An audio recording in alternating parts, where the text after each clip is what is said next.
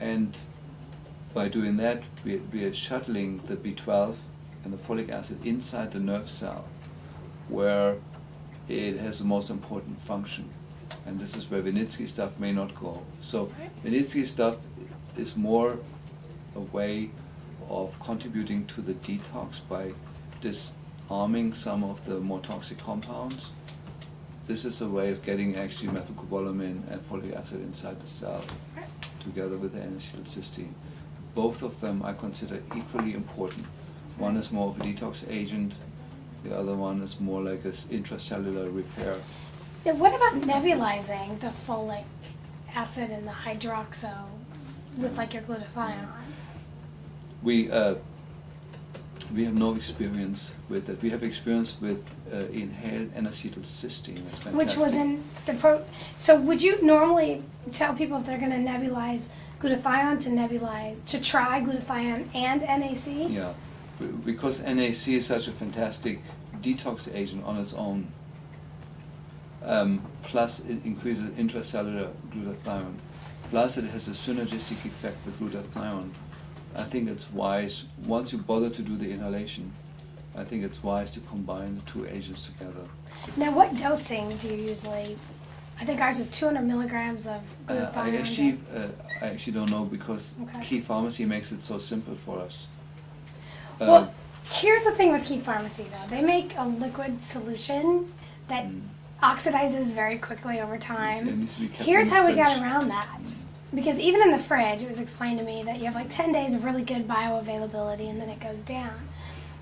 College Pharmacy now can produce a fully micronizable glutathione NAC in like a 200 milligram gel cap that you simply open up and put in a little vial of clean water, shake it up, and put it in your nebulizer, and it doesn't get more bioavailable than the moment you introduce it to water.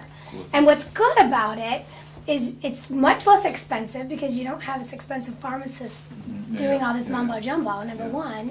Number two, let's say you nebulize 10 different times, and then you kind of put it in the fridge for 2 months or a year, whatever, and you do it again, and you don't waste so many products. Fantastic. So, yeah, that's my other It's an little instant gem. winner. Yeah, so I go with your idea. Okay, there you go. Yeah, I didn't know. It's Yeah. because it bugged me to buy all this stuff to just have it go bad and have to throw it away. Yeah.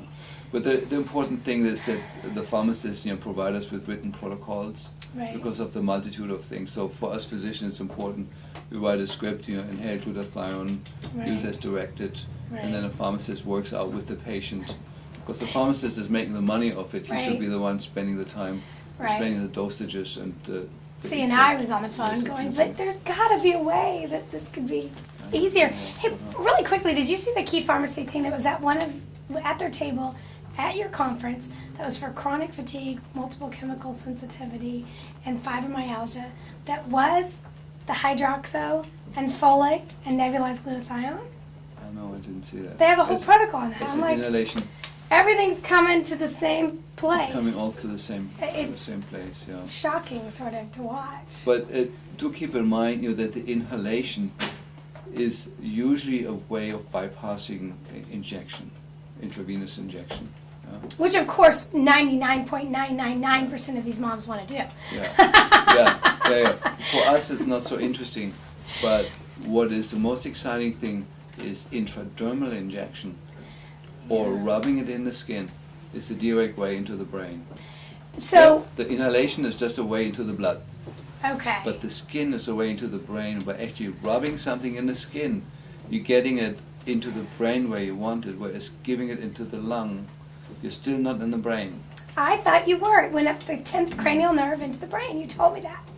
No, you have by inhalation through the nose, through the olfactory nerve. Right. You get some uptake in the olfactory nerve, and you get some stuff in the limbic system. Not in the brain? Important.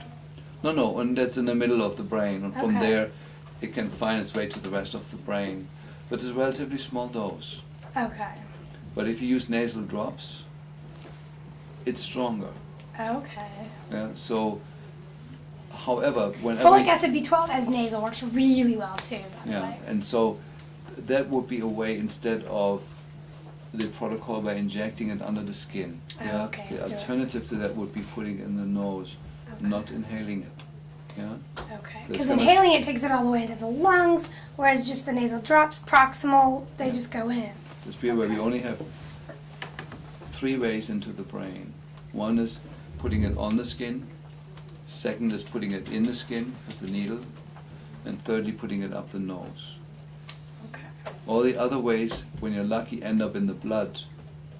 And the blood circulates through the brain, but gives it only off if the blood-brain barrier opens up for this particular chemical compound and lets it in, Okay. which is complete unknown. And these kids all have a dysfunctional blood-brain barrier.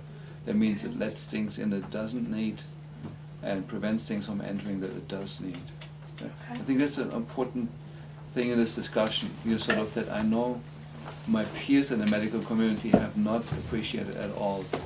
They're thinking in very simple terms, whatever they're putting on the skin, under the skin, the thing ends up in the blood, inhaling it ends up in the blood, and from there distributes where we want it to go. And Right. it's just not that way. Right. I just got this out because Okay, let's we've talked a lot about minerals. Yeah, let's talk about it. Let's talk about it. I'm asking you the question now. You have a new product, Dana, that we discussed over lunch, Yeah. that has some very exciting ingredients in that I'm familiar with enough to know that this is a very exciting product for the autistic kids. And so And- describe it to us. Well, let's start with where it comes from, because this also covers the mineral thing. Where it comes from is Jim Hassinger from WorldHealthMall.com, who's been a friend of parents of kids with autism for years now, starting with his work with Dr. Kartzenel, because Dr. Kartzenel, who's a premier autism doctor, would prescribe something called bone support, which is a calcium-magnesium combination. But his minerals are, at least how he explains it, monoatomic. They're grown on crystals of they have homeopathic qualities, they have just all kinds of the qualities that you need for minerals to be good. But where this one comes from is we had also used something called humates. And people may have heard of fulvic acid, which is pulled out of humates, and it's like a yellow colored liquid. But the humates are just a dark brown liquid, and it's been described to me that if you imagine a tropical rainforest with a volcano next door, the volcano goes off, the lava covers the forest, and for thousands of years it all decomposes, with the final stage being coal. Prior to coal, it's this stuff called humates, this brown sludgy stuff that has properties to it that people don't even know what it is. I know it's high in moors, like in the high lakes, or humus. Right. The decomposing earth Right. creates humates, humic acid And derivatives. And the problem with a lot of the humates is they're very acidic.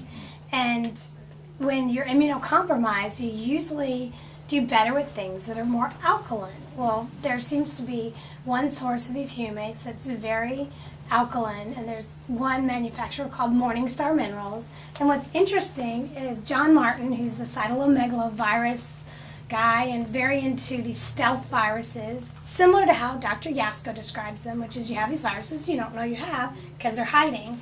And his protocol is with all these minerals. Part of the humates is part of his thing. So we had started that with Kellen, saw really promising things. And then I talked to Jim about his new wonder product that for months now he's been saying, I think you might want to try this. I think you might want to try this. I really think you might want to try this. Yeah. And he's who I introduced him to Dr. Buttar, who's now formulating his minerals for the TDDMPS with him. But I think what's going on is I think he's taken some of the humate technology or product. I think he's making it monoatomic. I think he's using some of the imprinting technology that you talked about with the metal-free and the PCRX.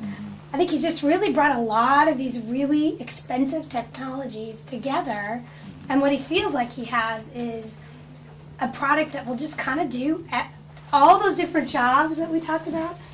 First you have to signal the job you want done. Then you have to donate electrons. Oh, funny, I just thought of that. Absolutely. Thank you so much. This is Amy. This is Amy. Hi, Amy. So when we So when we go to all the jobs that have to be done, and this is a good list. We have to signal the body there's a job to be done, different than what they think needs to be done. We need to donate electrons. We need to mobilize. We need to transport. We need to break down. And then we need to excrete, usually by being attached to a binder. I think he's figured out a way to put a lot of those things, property-wise, in Yeah, and the this strongest thing. products are always products that do many of these steps in one product. Like I described the PCA and the F before. Right. Many steps are covered, and this seems like to be another product. I want to say something about the monatomic technology. Okay. We're most familiar with monatomic gold, which has Okay. really exceptional healing properties, especially in Lyme disease. Okay. And I mentioned before that the mistake that we've done in the field was that we're giving oxidized metals to people, magnesium Okay. oxide or magnesium citrate. You know, whenever you combine a metal with another substance to create a metal salt, Okay. it's lost its shared then its electrons with something else, and that means the metal is already given off, losing some of its electrons to give it to Okay. something else. Okay. And in that state, the metals are not used in the body. The body uses the real metal, Right. and then will make its own compounds with it. Okay. And it's easier for the body to go from the monatomic forms of the metals. It means Okay. they're not clustered together. Right, but right, they're right. existing as a single, like in a crystal, you have like a single Exactly. molecule at a certain distance off each other, rather than all clumped together. And that's the most bioavailable, most energetic form of a mineral. Okay. And so I'm aware that this technology is out. I don't know how much of it is, just to say it here, you know, is a hype, and how much really has been mastered already.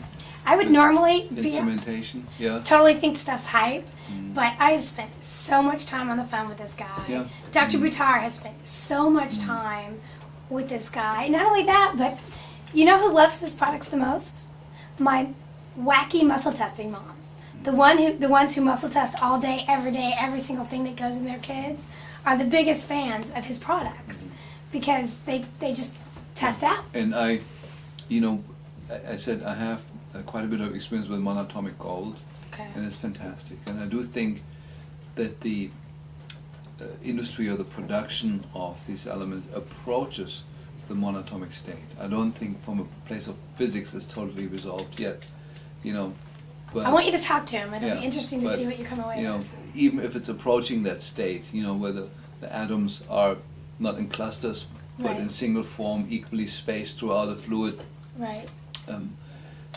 And this is different from creating ionized minerals. You know, when people put two electrodes in water and then have like a silver rod and a neutral rod, and then the ions migrate, these are ionically charged particles. It means they have already lost their electrons.